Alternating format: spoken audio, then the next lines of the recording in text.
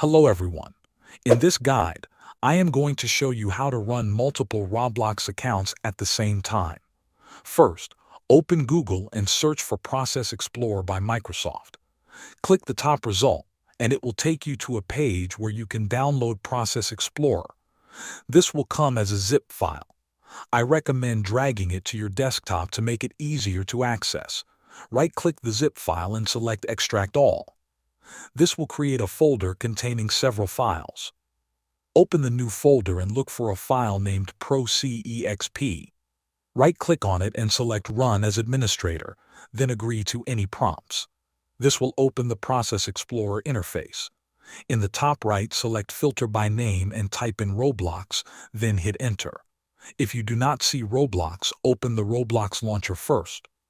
Once Roblox appears, go to View, then select Lower Pane View and click Threads.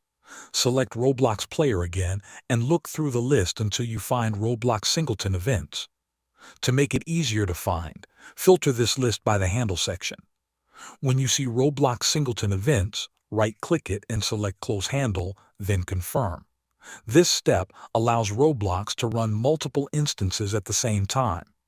After this, you can log into your alternative account and launch Roblox again. You will now be able to play on two accounts simultaneously. You can open the second account, log in, and even join the same game lobby as your first account. Thanks for watching.